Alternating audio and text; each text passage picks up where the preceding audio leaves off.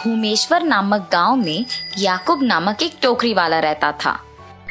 याकूब बचपन से ही अपनी माँ को टोकरी बनाने में मदद करते खुद बनाना सीख गया था। उसकी माँ का बीमारी के कारण देहांत हो जाने के बाद अकेले टोकरी का व्यापार चला रहा था। एक दिन में 25 से 30 टोकरी बनाने का सामर्थ्य बन गया था। हर रोज जंगल में जाकर टोकरी बनाने के लिए जरूरी चीजें इकट्ठा करके उनको दुकान ले जाके अपना काम शुरू करता था। जितने कर सकता था उतने टोकरी बना के बेचता था। आए हुए आमदनी से घर के लिए जरूरी चीजें खरीद कर बचे हुए पैसों को 2 अलग अलग पेटियों में इकट्ठा करता था। ऐसे ही एक दिन जब याकूब अपने दुकान में काम करते व्यस्त था, एक 13 साल का बालक वहां पे आके याकूब से भीख मांग रहा था। भैया 2 रुपए, बस 2 रुपए दीजिए भैया। बच्चे को ऐसे देख याकूब उसको 2 रुपए देता है। अगले दिन हर रोज की तरह जब याकूब अपने ही काम में मग्न था, तो कल जो बालक आया वही बालक वापस आके उसे भीख मांग रहा था। ऐसे उसका रोज आना देख याकूब पूछता है, तुम्हारा नाम क्या है? ऐसे हर रोज क्यों भीख मांग रहे हो बेटा? मेरा नाम वासु है भैया। ऐसे भीख मांगने से ही मुझे खाना मिलती है भैया।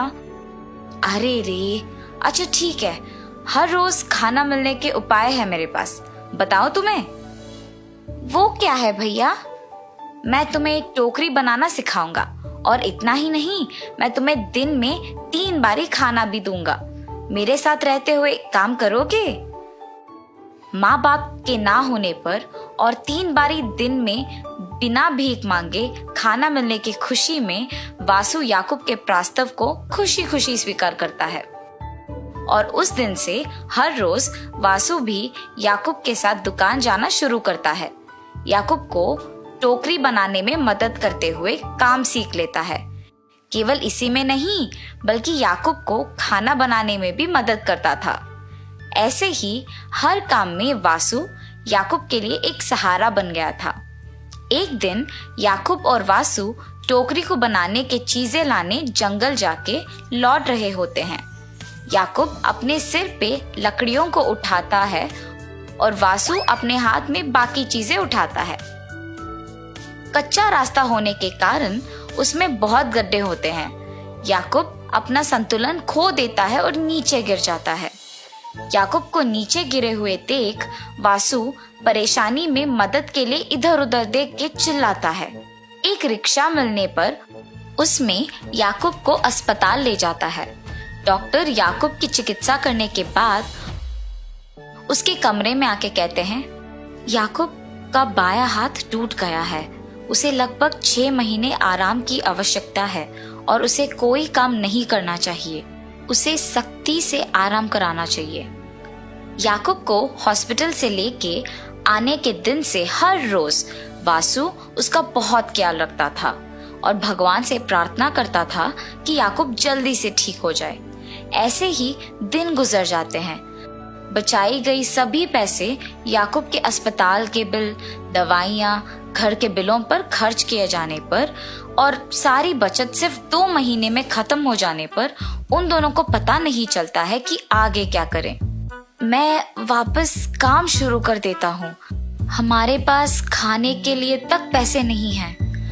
आपकी चिकित्सा को हुए कम से कम 2 महीने भी नहीं हुए पूरे। जब तक आप 6 महीने तक आराम नहीं करेंगे तब तक आप पूरी तरह से ठीक नहीं हो पाएंगे।